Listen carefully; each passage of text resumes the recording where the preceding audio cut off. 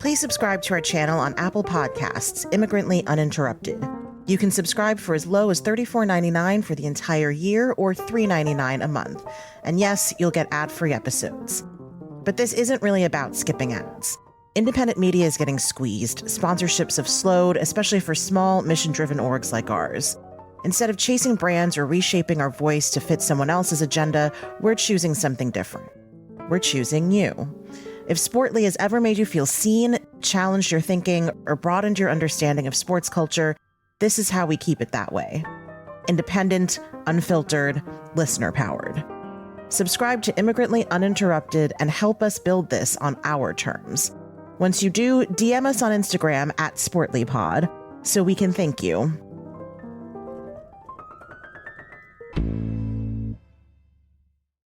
You're listening to Sportly, an Immigrantly media production. In today's episode, Kavitha is in conversation with A.M. Gittlitz, journalist and author of Metropolitans, New York Baseball, Class Struggle, and the People's Team. It's a book that doesn't just tell the story of the Mets, it reimagines it. From 19th century political machines to black cats on the field, from the origins of baseball among New York's professional class to the 1969 season, and to moments like Dom Smith's 2020 walkout. And somewhere in all of that, it asks a deceptively simple question. What does it actually mean to be a Mets fan?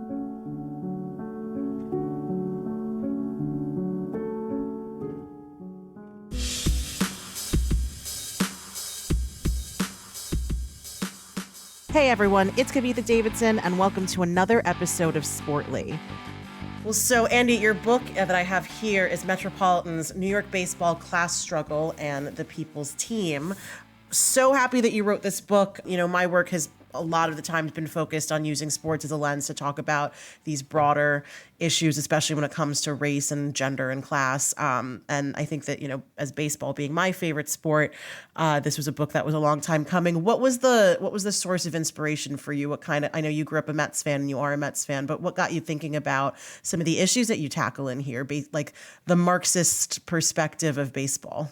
When I was a Mets fan as a kid, you know, in the late 90s leading up to the Subway Series, I just understood the Mets as like the underdog, radical, anti-imperialist team or something like that. You know, my politics weren't very well formed, or I loved the Mets.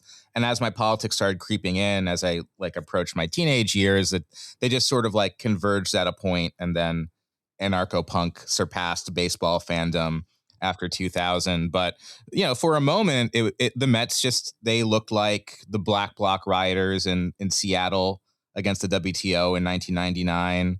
And the Yankees looked like the evil empire, you know, the United States, the NYPD, Rudy Giuliani. John Rocker on the Braves was another major Met antagonist of the time. He had made really incredible series of racist and homophobic and xenophobic statements about New Yorkers and Mets fans, and like almost every beloved athlete in the city. At the end of the 99 season, he was a pitcher for the Braves. So the Mets just kind of seemed like this left radical team to some extent. It seemed like they had a mission of taking down the Yankees and like, you know, reversing the tables in some kind of messianic way. And so, you know, like after 9/11, they kind of rebrand in this like patriotic way. And I kind of was disillusioned of that. But I remained a Mets fan, like with varying intensity over the years. And what really did it for me was Dom Smith's 2020 walkout after the Kenosha shootings. He led that walkout. Of course, both the Mets and the Marlins participated as part of this broader wildcat general strike throughout sports. And I just felt so proud in that moment to be a Mets fan. And briefly, that moment was immortalized in the Mets Museum. And then one year it was gone. They took it out. So I thought, wow, moments like these are, you know, as important to me as a Mets fan as what happens in the games or how the seasons end. And I think there's also probably a lot of Mets fans like me who feel that way. And so I wanted to write a history of the Mets that canonized these moments. You said at your book launch that you had initially pitched the book as not necessarily Mets focused, but as New York baseball focused. How did that change come about? And is this final version more or less what you envisioned when you sought out to write this? I knew I wanted to tell the story of baseball far before 1962. As just an impulse of mine as a writer. Like, I want to tell the whole story and probably maybe too much of the story. And 1962, just for our listeners who don't know, the first year that the Mets were established. So, And there was a Mets in 1880 as well. And there's not a lot of information out there. You know, if you just read their Wikipedia page, they seem like a minor footnote in baseball history. But actually, they were really important. They were funded by Tammany Hall to replace the Mutuals, who were the previous National League team in New York. And they were a team a lot like the Mets in a lot of ways. They were this is a journeyman roster, a combination of amateurs and like professionals cut from other teams. They played in the first ballpark in Manhattan, the Polo Grounds, and they were working class coded. Tammany funded a different team called the Gothams that was more for the elite. They were in the National League with 50-cent admission. The Mets had 25-cent admission. You could drink at Mets games. You couldn't drink at Gotham's games. And despite being an underfunded team, the Metropolitans made their way to the first World Series in 1884. I was like, okay, this Mets kind of sounds like our Mets. Like they had a similar kind of people's team appeal, and they played at the Polo Grounds. And the fact that Tammany had funded them was also very politically interesting too. So I just ended up tracing back how baseball was standardized in New York, how it professionalized based on Boss Tweed taking over the Mutuals after the Civil War, and why that happened, why it was important for the political machine to throw so much funding behind baseball, and then connecting the 1880 Metropolitans and why they came to exist with the 1962 Metropolitans and why this particular franchise concept was important in New York history and baseball history.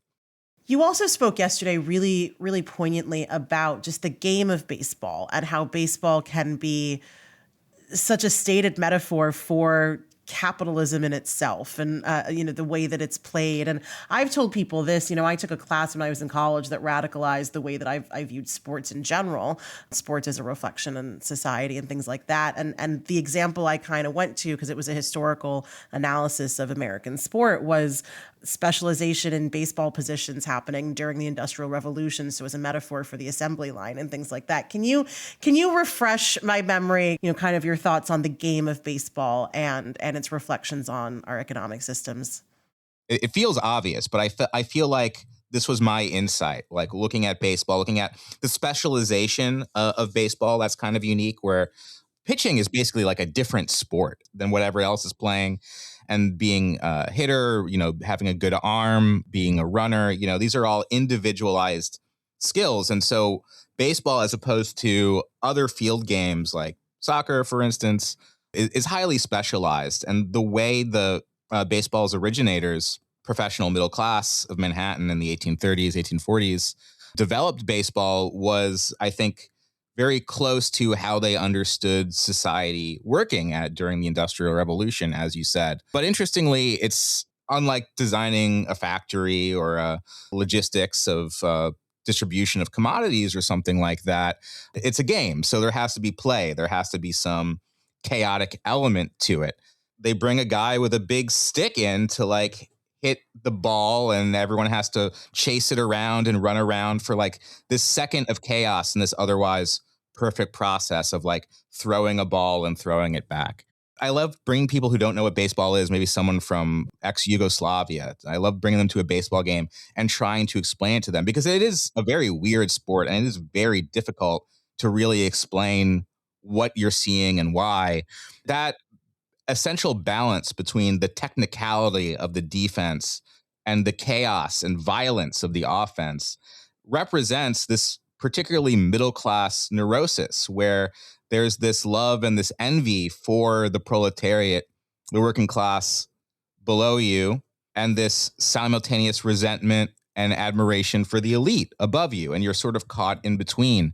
And that's what baseball is. It's the playing out of these tensions in a way that's suspended and safe and like kept away from real political resolution. And so, setting up the book like that, I hope to frame the entire political structure of baseball through the middle class political worldview, which I think is almost the entirety of politics in the United States, because we've never really had a workers' party. We have politicians that occasionally talk about the working class, but mostly they're talking about the middle class, and that's like the normal political aspiration of people. So, and so I think that's what makes baseball America's pastime, as opposed to soccer or football or something like that.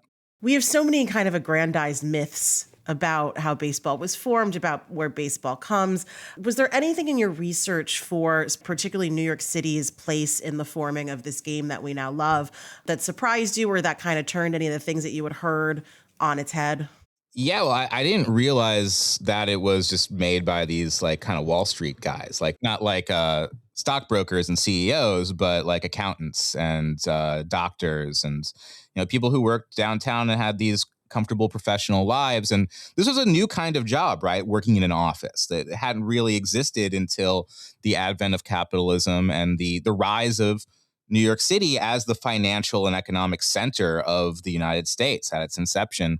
Basically, people like Bartleby the Scrivener from Herman Melville were like fantasizing in their office about going out to the field and playing some game, but they didn't have a game for themselves. There was cricket, which was too British. They were more patriotic than that. And baseball was a children's game mostly. And so they had to invent this game. And that's how the sport came to be. Yeah, it was interesting to read what you found about the decidedly middle class origins, as you said, of baseball, because for at least the first, I'm going to say 150 years of the game, obviously everything is $1 billion industry now, but we've always kind of had this conception of baseball as a decidedly blue collar game. And I think part of that is probably because, for much of its early history, a lot of the people on the rosters were ethnic white immigrants.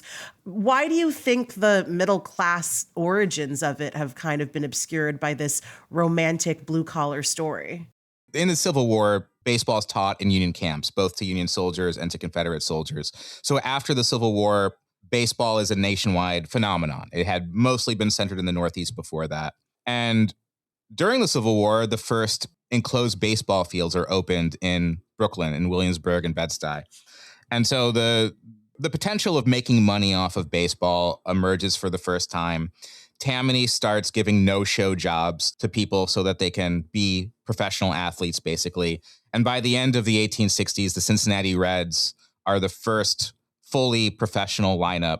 And this leads to the schism that creates the first professional baseball league that was still owned and run by the players. But after just a few seasons of this player-run league, it's just total chaos. Like, players are accepting bribes, gambling, fighting umpires. The umpires are accepting bribes. Players are jumping from one team to the next during a pennant race.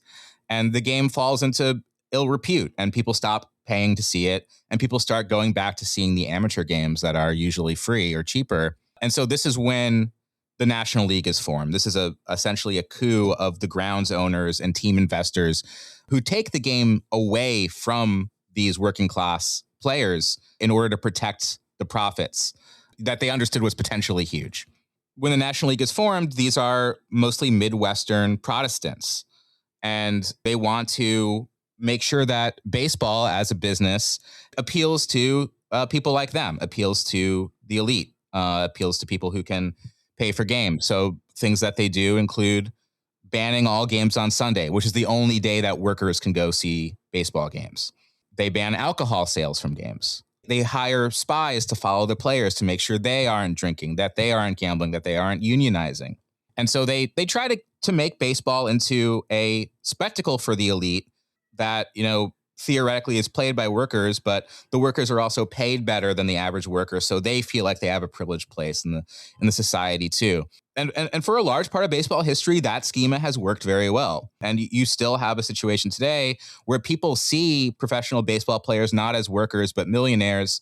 And so when they're in some conflict with their owners, like the CBA negotiations are going to happen after this season, a lot of people don't really care because they see it as a struggle between millionaires and billionaires. And a lot of players, too, might not consider themselves workers. The book kind of tries to trace moments where that schema breaks down, where it becomes obvious to the fans and to the players that, oh, we are actually all workers here. And this stadium is a microcosm of capital society. And it's not owned by us. It's not run by us. Like, we're not making the rules. We're just going through these motions. And what's really exciting about baseball is when things break down and weird things happen. Let's fast forward and tell that Black Cat story, because that seems like a good segue to it. Yeah. So in 1969, the Mets have shocked the world already, like even during the season, just by even earning a winning record early in the 1969 season. 7 years after establishing your team, especially in the 1960s, is a pretty remarkable come up. Especially the Mets, because they were particularly fucked over by the National League at inception. And, having that reputation made it hard to get the kind of players that believed in the team to any degree. The fact that they were doing so well in 69, it already felt like this kind of weird, miraculous, cosmic thing. But to the credit of players like Seaver and to the Hodges, the manager, and to Don Clendenin, who was traded for midseason, they were saying, we're not comfortable just being lovable losers or having a mere winning record or just being in a playoff race. We want to win the World Series. And so that drive, that determination was infectious. And Shea Stadium started filling past capacity for every home game. There's a New York Times article I found where they're tracking the Mets at a pace with the mission to the moon and finding people saying, I don't care about the moon. I'm interested in the Mets. People are saying that this is the most exciting baseball season since the golden era of baseball in the early 50s, when the Dodgers, Giants, and Yankees were all facing each other. And, the pivotal series of that season was when the Cubs come to Shea Stadium. The Cubs are in first place, and they're like a really, a foil team managed by Leo DeRocher to the Mets, like more, very elitist and conservative in that time. When they come to Shea Stadium in September, the energy is crazy. The players already feel like, even before the game starts, they already feel like they're fucked just because of the energy. No fan base in baseball was as crazy as the Mets fans throughout the 60s. And then the chance of them making it to the playoffs drove them into this wild frenzy. They were singing these improvised songs and waving bandanas and chanting. These are things that weren't really normal before the Mets started playing in 62. And so I found this quote by the Cubs bat boy who, Ron Santo was in the on deck circle in the first inning and just amazed by the volume of the crowd. And he said he felt like they were fucked. And then this black cat appears from nowhere on the field, crosses Santo, looks into the Cubs dugout directly at Leo DeRocher, and then runs all the way into the Mets clubhouse, never to be seen again. And the Cubs were already a team known to be cursed, from the GOAT incident, from Merkel's boner in the 1910s. And so this was not a play. This had nothing to do with the game. But everybody who saw this, the entire Cubs bench was like, oh, we're not going to win. The Mets are going to beat us. And they did. The Mets, surpassed the Cubs in that game and for the rest of the way, and then won the World Series. And I thought it was, it's such a amazing symbol, this historic symbol of like witchcraft and mischief. And the industrial workers of the world, the most radical union in the history of the United States, had the black cat as their logo. And so one of the things this book proposes is that our cohort of leftist Mets fans uses the black cat as our symbol. I love that. I also love that for anyone who hasn't seen, like, the footage of that is very clear. It exists. You see the cat running out all the way through the field. And I feel like whenever the black cat story is told, it's always told in the context and from the perspective of the cursed Cubs fan. And your book is the first time I've actually read this being told from the other side of that, because if you're talking about two fan bases that had felt victimized for many, many decades, Cubs fans and Mets fans kind of in modern times can go hand in hand there. Yeah, but another insight I have is that the Cubs are cursed. They feel cursed. Maybe not anymore. Maybe the curse is broken. Red Sox fans feel cursed. The Mets have never felt cursed. Isn't that interesting? So I propose that the Mets are a curse on baseball. They're the curse. The Mets have never been cursed, but so how would you categorize the way that Mets fans have felt about postseason futility since 1986? The way I feel about it is the Mets are going to win the World Series when they deserve it. I sort of interpret their shortcomings since 86 as why wasn't the moment right? And sometimes it's not really the Mets' fault. Like it's the political moment's fault. So like, for example, in 2024, the season that one of the greatest Mets seasons of our lifetime, Vibes were immaculate. humor, whimsy, and joy, right? Very fun. It was exactly like the Kamala Harris campaign, right? Until Pride Month, Biden and the Mets are both suffering. It's horrible. They're clearly going to lose. Something needs to change. Suddenly the Mets start doing really well. Suddenly the Democrats get their act together and get rid of Biden and put in Harris. And there's this ironic love of Harris. No one actually liked Kamala Harris. But there was, even amongst leftists like us, there was a lot of enthusiasm for her. Maybe you remember the coconut emoji thing. And so it was kind of just the same thing as the Mets phenomenon. Like Harris starts surging in the polls. She's beating Trump. The Mets are approaching first place. It seems like, wow, maybe they can really do it. Maybe like we can stave off the inevitable disaster of Trump / a Yankee Dodger World Series. And so why didn't they go far enough? Why did the Mets just run out of steam in October and couldn't go any farther? You know, maybe it's because they didn't really have anything bigger than this ironic kind of soft progressive cause, you know. And I write about a few theories about why that could be, like including, for one, these horrific homophobic and racist Trump ads that were playing during the playoffs that were clearly oriented, for example, towards the Pennsylvania fans. They were telling Pennsylvania people, like, aren't you sick of these gay grimace Mets and like their pronouns and such? Like, don't you want to crush them? What if someone on the team had been a little bit more vocal in their, we hate these ads? Like, why wouldn't someone speak up for Amani Khalif, who was targeted with this ridiculous transphobic hatred during the Olympics? Or even like someone like Harrison Bader, who, you know, played for Team Israel. He had the Star of David on his belt in support of the hostages held by Hamas that season. He could have said something about how there should be a ceasefire. That was the position of Israelis who wanted the hostages freed. Let's have a ceasefire and free these hostages, you know?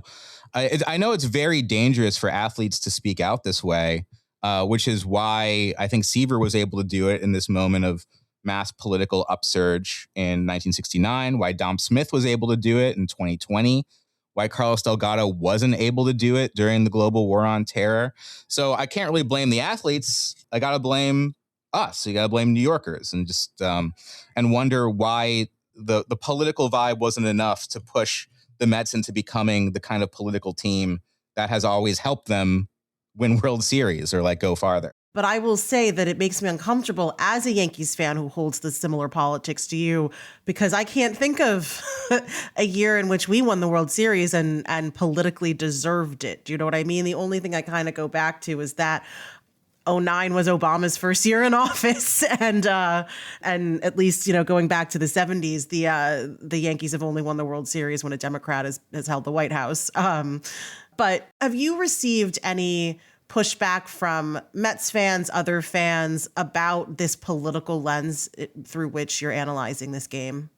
Surprisingly, not yet. I think it must be coming. You know, the book's only officially been out for 3 days now. The only thing Mets fans have really been mad about so far is that I said something in my Hellgate interview that actually the point of being a Mets fan isn't always about winning. You know, we actually like them when they lose too. Like yesterday, they had this really humiliating loss in the 11th inning against the Cardinals where Benj couldn't make this catch. And my first reaction was like, oh, that sucks. But also that's hilarious. That's a hilarious Metsian loss. And maybe it's going to be one of those seasons. And I have fun during those seasons. I have fun watching the Mets lose in hilarious ways most of the time.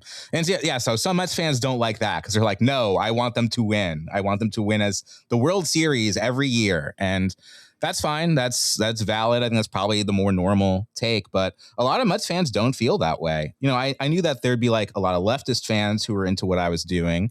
But I'm really shocked about how many apolitical or even kind of right-leaning fans are really excited about the concept of the book or have like gone out of their way to help promote it. You know, I'm talking about mainstream journalists, people who work for SNY, people who work for the Mets have reached out and they like what I'm doing. And so, yeah, maybe there is something to this funny theory I have that Mets fans deep down are all communists. Well, when you say, the identity of the Mets fan can sometimes be wrapped up in winning not being the most important thing. I will say that the inevitability of it has always been very interesting to me, especially at least in our generations. I think if you talk to other generations, like you met someone last night who is a Yankees fan who grew up in Queens, but he's Gen X. And so he grew up in Queens when the Mets were winning and the Yankees just couldn't get out of their own way. And so he received a lot of kind of, not bullying because you saw the size of him, but he got a lot of hate stuff and trash talking from Mets fans in a way that I don't think I experienced in the 90s growing up on the Upper West Side or Washington Heights. Cause that's not if you talk to, I've got older Yankee fan friends who are in their, grew up in the 60s and 70s who until the Yankees won in 77 were absolutely razzed by their Mets fan friends. So I feel like the generational part of it is interesting. The idea of the Yankees and Mets fan bases being the way that they are now is not true throughout history. Yeah, right now we're in a stretch where if you're a Gen Z New York baseball fan on either the Mets or the Yankees side, you haven't won a World Series in your lifetime, or maybe you barely remember '09. But what role do you think that generation plays? For me, being a millennial Mets fan, born 9 months after 1986, the Mets in the mid 80s were the best team in baseball, the most popular team in New York. The Yankees were an afterthought. They were like a joke until the mid 90s. The Mets and Yankees kind of traded the spotlight for decades until the late 90s. And then also there's this concept about the Mets as being heartbreakers, choking in September and disappointing you in incredible ways. And that's a little bit of a new thing for the Mets too. It really started around 2005. They've had so many ridiculous September chokes since 2006, really, that it's the LOL Mets era, Mets fans call it. So Steve Cohen wants to make the Mets into the Dodgers. He says he wants to have the Mets be a sure thing for the playoffs every year and usually win the pennant and win several World Series like the Dodgers do. I don't know if I would like that. It would change the way the Mets have never been like that. So for the Yankees, that's always the ideal. Is they are supposed to be in the postseason every year. They're supposed to come very close to the pennant and winning World Series every year. And then when they fall short of that, it's very disappointing and someone needs to get fired and what's wrong with the Yankees. But when the Mets get to that level, when they get to the NLCS, usually something's miraculous about it. That's how it's supposed to feel. So I don't know if Cohen's going to be able to change that. And if he does, I don't know what that means for the Mets fan base and identity. Let's talk about the actual money that we're talking about now, because I think one of the things that strikes me about which is the more corporate team or which is the more capitalistic team between the Yankees and the Mets. I mean, the answer is obviously the Yankees. It's always been the Yankees. That's just the truth, right? And this even pre-Cohen ownership, when we're talking about an era in which every baseball team is owned by a billionaire and every baseball fan base should expect their team to spend money on their roster and on the things happening on the field. Is there virtue in baseball when it is capitalistic at all? The players are workers, and that's who we like. There's that Seinfeld joke, we're fans are just supporting the uniform. And so if a player signs to another team, you come out and boo him because he's wearing a different shirt. And that's been true at times. I remember fans booing Darryl Strawberry at the first Mets game I ever went to because he signed to the Dodgers and then he was on the Giants at that moment. My position in the book, and something I want to communicate to the readers, is that we do support the players. We're on the side of the players, and not just of the players of our team, of all the players. And the front office and the owners can do good or bad things, but ultimately, there's two perspectives that we can take as fans. One is from that front office perspective of oh, this guy is, not hitting this week. We should fire him. And then the other side is I wonder what's going on in his head. I wonder what's going on in the clubhouse. I wonder why the team isn't gelling. I wonder what we can do as fans to cheer them on. This is something that the Mets fans did for Lindor in 2024 when he was in this bad slump and being harassed by degenerate gambler fans. Like you said, that the Yankees are the more capitalist or the more corporate team. Aesthetically, yes, but capitalism is capitalism. Baseball is a capitalist enterprise. It has this protected monopoly. It's a unique kind of capitalist enterprise in that sense.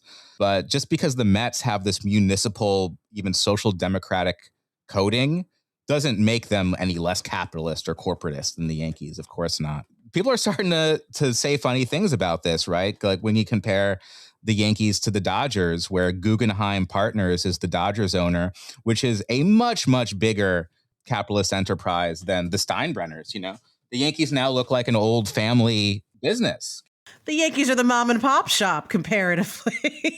And then, Steve Cohen, at least, like, that's a guy who claims to be a Mets fan. And yeah, he's really rich, but he's like, he paints what he's doing as civic philanthropy. That's what he says. Whether we believe him or not, time will tell. But it's a different story than the Dodgers, who I really, since they left Brooklyn, have been, I think, at the vanguard of capitalist baseball. That's fascinating. Several years ago, I wrote a column about Cubs and Mets fans because it's interesting that I think New York and Chicago are really the only cities that have two teams that can be painted in this kind of good versus evil dichotomy, right? I mean, you've got the North Side versus the South Side. You've got in Chicago, you've got your black working class fans rooting for the White Sox, and then you've got your more moneyed, well-heeled, usually whiter Chicagoans who never go to certain parts of the city in Cubs fans. Do you think that some of the comparisons or the lessons that you draw in this book are applicable to other dichotomies in other cities, or is this very specifically New York? I mean, there are parallels. The Chicago one is certainly a clear one. You could make the same argument about the Athletics and the Giants, I guess. The book is very like chauvinistically New York centric because that's what I understand best, but also because New York is a global cultural center, the cultural center of the United States. And that's not necessarily fair, but that's just historically the case. And so baseball was invented here. The concept of these dual team interleague rivalry teams was invented here with the Metropolitans and the Gothams. Professionalization of baseball was invented here, So I think we made the mold. And then the golden era of baseball in 1957, when you had the three best teams in baseball for a decade, were all New York teams. Like, that's really unfair. That was problem in baseball in a sense that had to be solved by moving two teams to the West Coast. But then the Mets returned to like kind of restabilize that balance, right? And what is that balance? It's the same thing as the offense and defense I was mentioning before. It's a way of diverting the energies of the class struggle. This is why Tammany funded baseball initially, because there was these massive uprisings in 1870. In the 1950s, deindustrialization is becoming very obvious, and the Dodgers and Giants leaving reveal that. The stability of New York as like the population center of the United States has always been like an important political enterprise. Yeah, I mean, you're not going to find any argument from me. Lindsay Adler calls me the New York supremacist of the sports writing group. I'm wondering what your thoughts are on the old school payroll argument, because for so many years and decades, understandably, the Yankees were winning a lot, but were also the evil empire because they had, by and large, like far and away the highest payroll in baseball. And you would get a lot of that criticism, again, understandably, I think, from smaller market teams who didn't have that kind of largesse. But again, then I would always turn around and say the owner of the Kansas City Royals is making more money from luxury tax payouts than he is putting into his roster. So like, what's actually the lesser of two evils here? As we continue to go into a place where even the Royals and the A's and smaller market teams are still generating hundreds of millions of dollars in revenue. Does the old payroll argument still hold true? Because we're obviously looking at, a Dodgers team that's spending $300 million on their rosters. The Yankees are second in that. The Mets have always, frankly, except for the years when Bank of America had to limit their payroll because of the Madoff stuff, except for that, the Mets have always, I think, done right by their fans by putting money into their rosters. So what do you make of kind of the old school payroll argument? Does it still apply in the same way that it did before? Yeah, I think it's a way that the owners kind of explain things from their perspective. The class struggle isn't between us and the players or us and you, the fans. It's between large markets and small markets, right? And you're totally correct. Like, Steinbrenner was able to take a lot of this heat, and that was largely because of his personality. But how did he get that reputation? Was he was the first guy to understand that free agency was really good for baseball, and he shelled out all this money to buy players on the Oakland Athletics when they had a fire sale in the late 70s when free agency became permitted. And he just continued to do that until he got this dream team in the late 90s. And that's good. That's what an owner should do. There's a lot of problems with Steinbrenner, of course, but that was, if free agency was bad for baseball or bad for the owners, then why are team values exploding, year after year? And so it's always convenient for them to blame their own mismanagement or their own austerity, or just using their team as a complex tax write-off mechanism to say that, oh, it's unfair how much money the Dodgers have. Not that there's no truth to that at all. I mean, like, who can shell out for $1 billion contract other than Guggenheim, Rogers, Steve Cohen, maybe to a lesser extent the Steinbrenners. Yeah, so there are issues, but the Steinbrenners' most valuable asset is, in this order, the Yankees and then Yes Network. This is really a question that I think the MLBPA has to solve. I think we need to have a really clear message from them going into the CBA negotiations next year about what their vision is for competitive balance in baseball, why there's competitive imbalance, how they're going to stop the Dodgers from buying every player, how they're going to make the sport more accessible and cheaper for fans, why fans should care about Juan Soto or Ohtani or Bichette making as much money as they possibly could, why there should be no limitations on that. To do that, they're going to have to unify amongst the middle class and lower class of players, which now includes a majority of minor league players who are unionized for the first time for a CBA. So these are really big challenges. And hopefully, when I'm kind of like blaming them for not being able to answer the question in a really persuasive way, because I read everything I can about what's going on in the MLBPA, and there's just not a lot of information out there. They keep it all very internal. There's always this innuendo and stuff. You probably understand a lot better than I do, but I would really like to advocate for their position. I'm just, I don't know what it is. That's been more true in recent years than it used to be. I'm old enough to remember when a very true stance was the Major League Baseball Players Association is the strongest workers union of any workers in the United States. And I don't know if that's necessarily true anymore. I think it's certainly still true in the context of sports. I think the NBPA and the WNBPA might be coming for that title soon. But all signs kind of point toward a lockout being inevitable. And I think that would just be such a shame with all of this momentum that we have from the WBC, from Ohtani on the Dodgers, from this new kind of generation of fans learning to love this game, when it was not very long ago that baseball was in an age crisis, that baseball did not have younger fans and was under threat of becoming irrelevant and hyper regional, right? So do you think that's correcting now? I think it is correcting. And I don't think it's where it needs to be. I don't think it's certainly not where basketball is, right? That is a community aspect there. I think that what CC Sabathia is doing with getting more Black fans and more Black players in baseball is going to be huge for that, because frankly, I think just whether we acknowledge or not, who sets what is cool among the younger generation still starts and ends in the African-American community, especially on social media. But like, I'm talking about 15 years ago, your average baseball fan was 55 and over. I worked for Nielsen before I was in journalism when I was in college. And the thing that always stuck out to me was the plurality of baseball fans were getting their games from the radio. And that was not sustainable, obviously, as far as just where media is going and how people are consuming any form of entertainment right now. So I do think that is correcting. I think that the pace of play stuff has been fairly effective. And I think that they've finally started to market themselves in a way that is meaningful.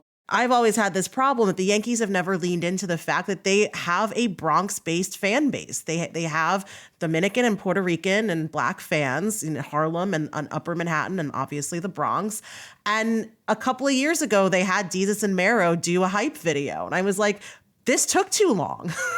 and this is what's gonna make the team and throughout baseball, when other teams do things like that, exciting to younger fans. So I think that's changing. I think there's also been an acknowledgement that generally the younger generations are consuming sports less, just overall, and they're also consuming sports in a different way because attention spans are different. Every kid I meet is gambling in one way or another. I was and still am for legalized sports betting, but it didn't come with any of the regulations that I'd advocated for that the UK and Ireland have. It's Chris Christie's fault, by the way. It is. It is actually very much Chris Christie's fault. Mets board member Chris Christie.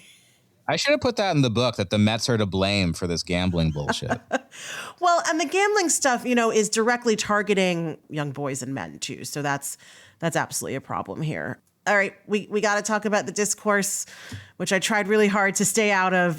But this past week, there was a lot of discourse. Correct me if I'm mischaracterizing this, but just to summarize this for our listeners, basically the idea was transplant New Yorkers, when they come to New York, if they don't already have a baseball team, are more likely to adopt the Mets as a point of their moral and ethical virtue, because the Yankees are the evil team and the corporate team and all of that. And the Mets are the woke team and the fun team and the team that you want to be a part of, especially if you're moving to New York. Is that more or less where the argument started? Yeah, I think that's a fair summary of it. And this is something that's anecdotally true. And I kind of say something like this in the book. So it's really, I remember this kind of Yankees versus Mets rivalry thing starting in the 2024 World Series, when the DSA posted a poll saying which team best represents the working class, Mets, Yankees, or Dodgers. And the Mets were first, and I think Dodgers and Yankees were kind of tied for last. But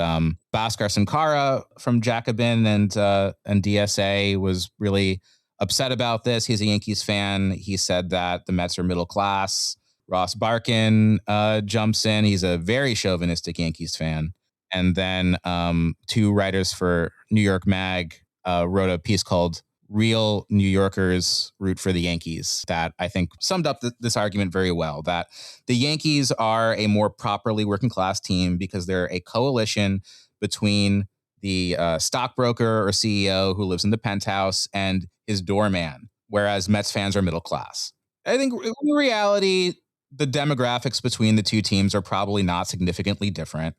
I think both teams have a middle-class fan base. Certainly, Queens, Long Island demographic and the Bronx, Manhattan demographic, you'll have some aesthetic differences.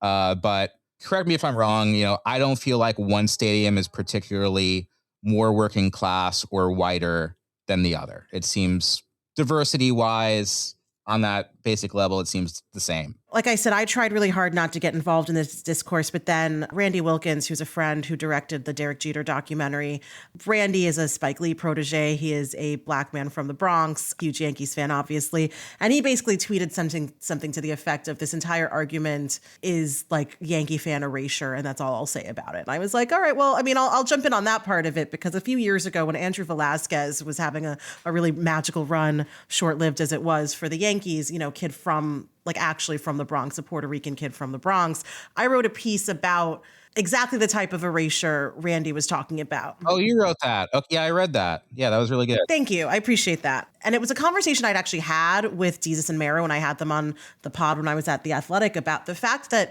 Yankee fans who look like me or Jesus and Mero or Randy are never the Yankee fans that we're talking about when we have these arguments, right? And I think the line from my column was, more often than not, the people in the stands don't look like the people who root for the team outside the gates, because those people can't afford the seats. And I think that is true with Citi Field. Yankee Stadium is the most expensive stadium. Dodger Stadium might now be number one. Listen, the nature of sports fandom is supposed to be irrational, and it's supposed to be tribal in a way that isn't dangerous. It's a healthy outlet for whatever human instinct we have for tribalism. So, if we want to create these silly divides, that's fine. But I think you're right in that this whole argument, I think, is really an avatar for having a Manhattan versus outer borough argument, right? Who's doing the erasing? I think oftentimes the team marketing departments themselves, like what we talked about earlier. if we're doing this Yankees Mets debate, the idea that the Mets fans are all latte sipping laptop class liberals, that's erasing Mets fans of color, right?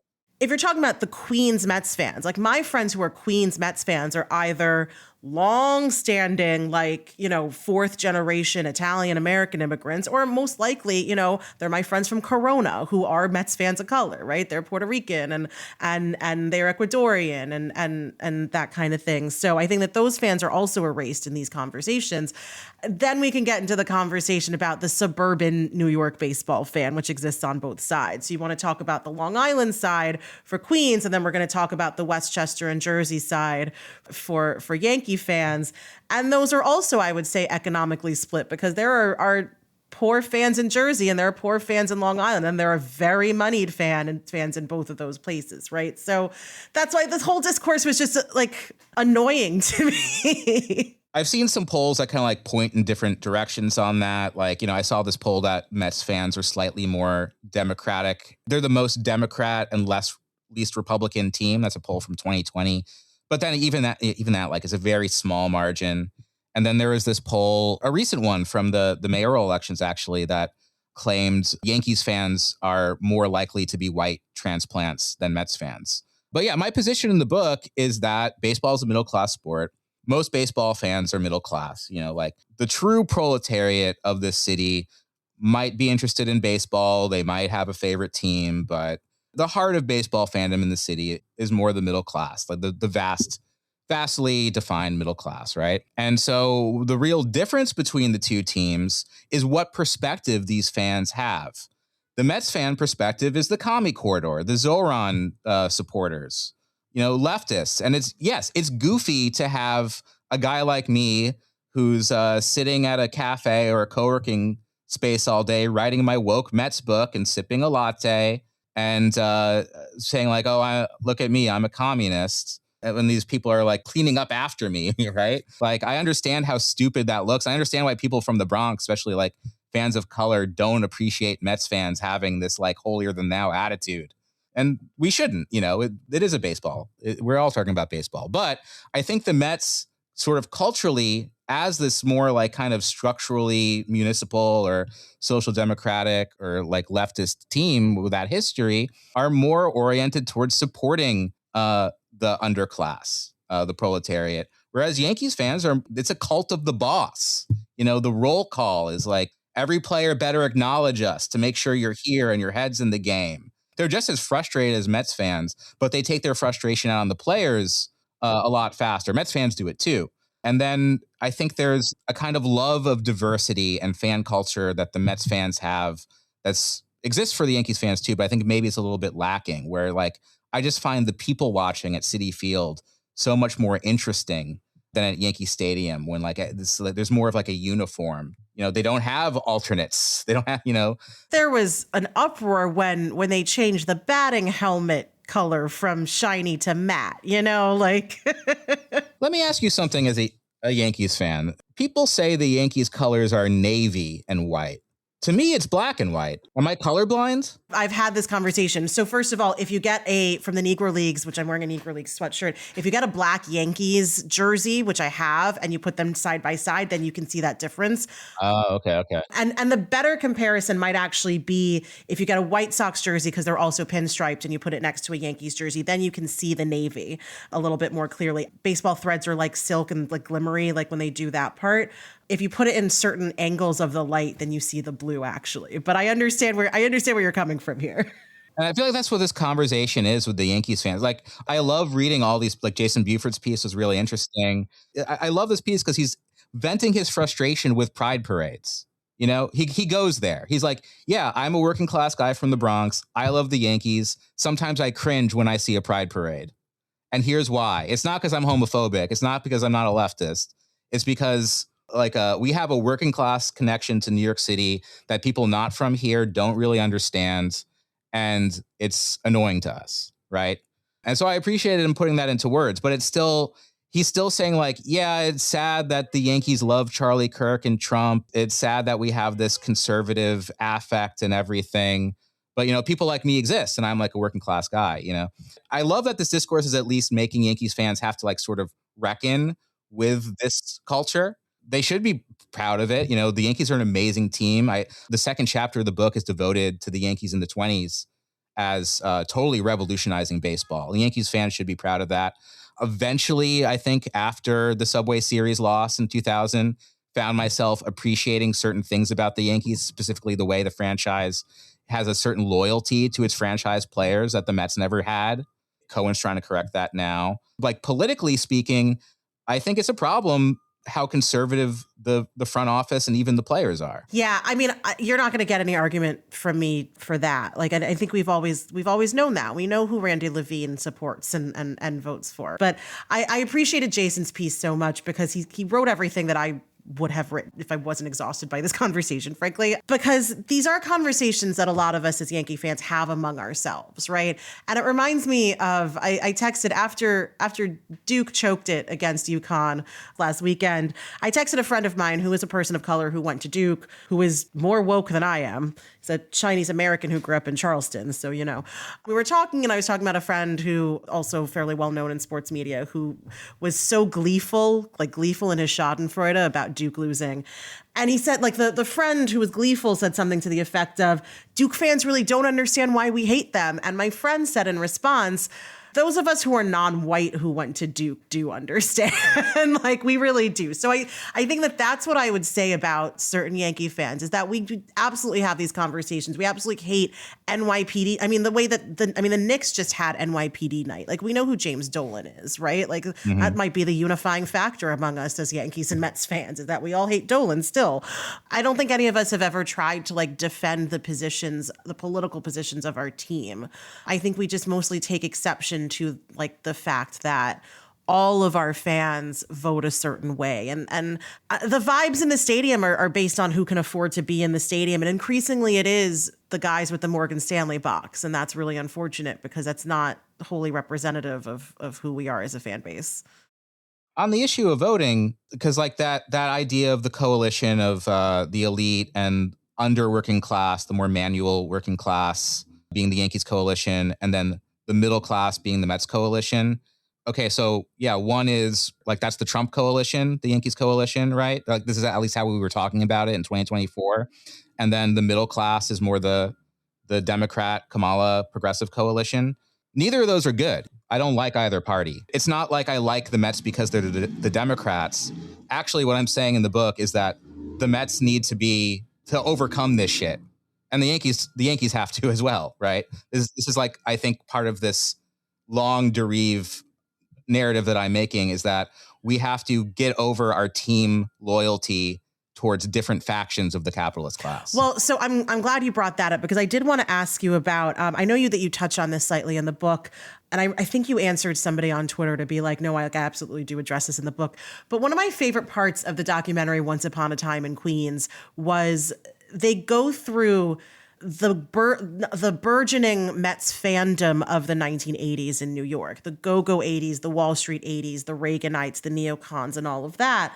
And they make the argument that I had never seen before this documentary, that the Mets fans of that era were the Wall Streeters. They were the people who were, and not necessarily, the CEOs, but the CEOs might have still been the Yankee fans, but they were the people who had moved here, and the hot team was the Mets. So yeah, if you're making a lot of money and if you're getting into baseball, that's the team. I'm wondering what your thoughts on that particular argument or characterization are. I think the Mets in the 80s represented this emergence of the city from collapse of the 70s, the economic collapse, the social collapse, the infrastructural collapse. And so in 1980, a new ownership group buys the Mets that had been left to ruin with the rest of the city by Grant and Payson's heirs. And that included Nelson Doubleday, who was a publishing heir, and Fred Wilpon, who was a real estate mogul. And he uses the Mets to boost his sterling equities portfolio, build, among other projects, the Lipstick Building in Midtown, which was the seat of a lot of the major 80s cybernetic and financial technology businesses, including Madoff, had his office in the Lipstick Building. I think in 86 or 87. 87, and 2 floors of it were empty because they weren't being used, and it was a Ponzi scheme. But so yeah, that connection between the greed is good 80s and the Mets is absolutely part of the story. Whether, again, I don't have the numbers to know like who was supporting each team, but the Mets were the hot team in the 80s. And so I think the 86 team, it represented something very different than the 73 and the 69 Mets fan bases, right? Because the 86 team was a team that felt like they deserved to win. They were constantly getting into fights with other teams. They fought the police in Houston, Texas.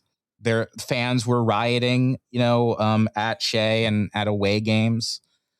And so there was a sort of triumphalism amongst Mets fans at that point that I think really matched the, I also got to mention the Scum Bunch and how much drugs and how much they were drinking and stuff. I think that was the peak of that greed is good 80s moment. And the Mets kind of represented that peak, like that feeling that through the sugar high of the finance, insurance, and real estate, that New York was becoming this great rich city again, and rising tide will lift all boats and all that stuff. And the Mets represented a collection of black and white players from different backgrounds. A lot of them were working class. This was sort of before the middle class really takes over baseball's demographics, at least the American middle class. So that wasn't so uncommon, but like the Mets really looked like New York in 86.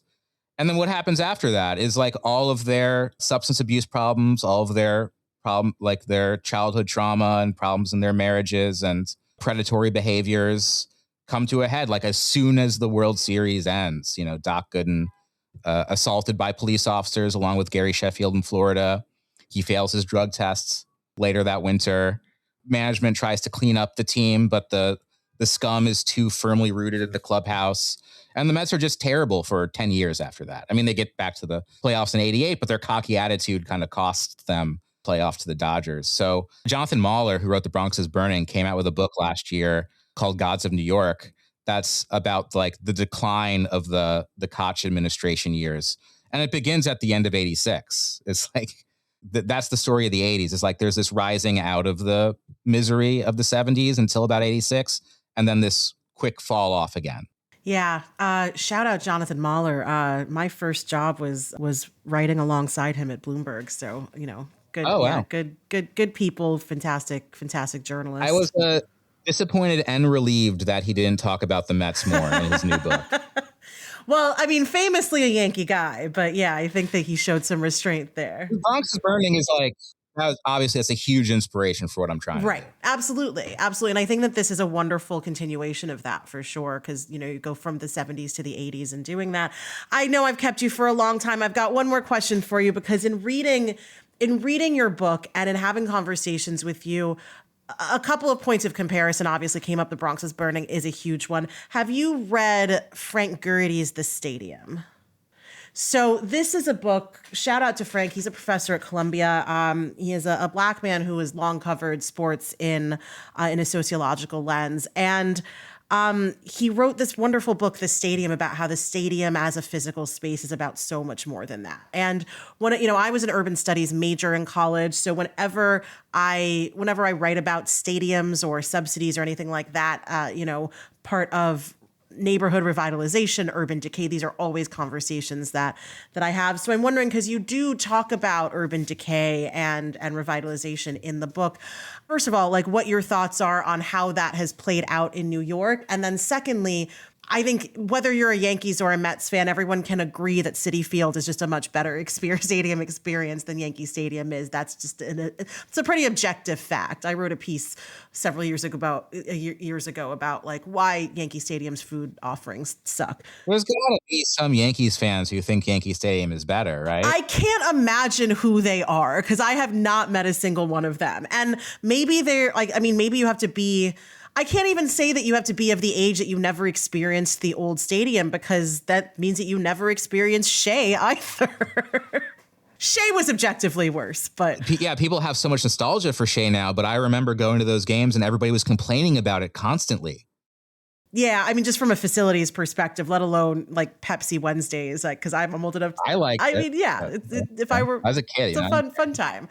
But even with these two these $2 billion stadiums that we have with Yankee Stadium and Citi Field, neither of the neighborhoods around them benefit. And I know that Citi Field in particular, Yankee Stadium isn't exactly pretty much the same place and everything, but Citi Field is also in the same place. There were all of these promises about what it could do for the surrounding area. And neither the South Bronx nor Flushing have really benefited from having these huge stadiums there. Yeah, I don't know too much about the political economy of the South Bronx in that regard. So I'll take your word for that. I think I maybe heard that things are it's like a little bit easier to access stuff around Yankee Stadium there, but I haven't been there in a long time. What I'll say about Yankee Stadium is that it was always a residential neighborhoods, and my best friend's grandfather lives 4 blocks from the stadium, so that has not changed. It's still the poorest congressional district in the country, so that's more what I mean. From an urban planning standpoint, I think Citi Field is a more stark example because everything around there is empty auto repair shops and lots, and there's just not a lot of development that I think was promised. Well, so Moses planned it that way because, in my opinion, he had this vision of this recreative center for this decentralized city that was very oriented towards particularly white middle class. Like, I think he really had this. He was a civic idealist, but I don't think he wanted to be very inclusive in that. So he wanted to build this like idyllic park and sports zone that you could access by highway. So if you had an automobile, you were welcome. If not, you're going to have to walk, somehow, or take the train for an hour. And so that's why Citi Field is like kind of emotionally and geographically separate from the neighborhoods around it. And they're starting to have some like shuttle services that sounds good. So I think there's attempts to get over that, but just structurally, the way it's set up, it's hard to access. And that is kind of unique for a stadium historically, because before that, stadiums had been built on urban peripheries as a way of expanding the peripheries. So like you'd build a stadium as a way of sort of rezoning and like increasing the real estate value of the area around the stadium. Like this is the story of Ebbets Field. Ebbets Field was built on a place called Pigtown, which was like a squatter slum. And then as it was built, Brooklyn expands around it. So, yeah, I think the new model of building these stadiums in a way that's separate from the city represents the just broader suburbanization of American life, where the suburbs are. Car culture is more privileged to the city. And Robert Moses really spearheads this. He's really the architect of like this reconceptualization of post-war America. In one hand, it would be better if like there was more of a cultural tissue between the neighborhoods around these ballparks and the ballpark itself. On the other hand, that would just be more gentrification, right? Because the people who frequent the stadiums have money, and so you're gonna like open up bars and restaurants that cater to a higher class of clientele, right? So I think that's just the nature of sports being a huge business. I guess whether you're a Yankees fan or a Mets fan, we should all be Team Jane Jacobs is really kind of what it comes down to. Andy, thank you so much for joining me. I'm so glad you wrote this book. This is the type of shit that I just eat up.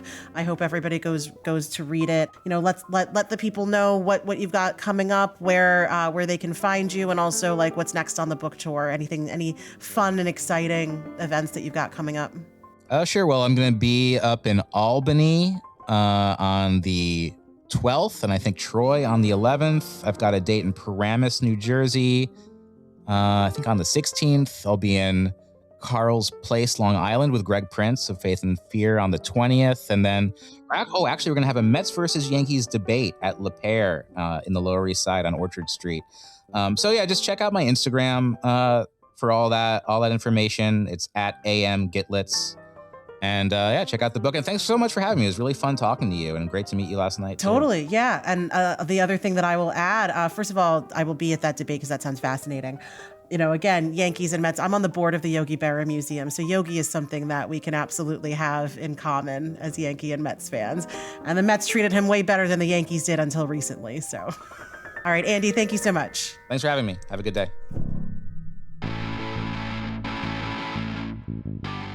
Thanks so much for tuning into Sportly. Tune in next week and every week after as we dive into another great story.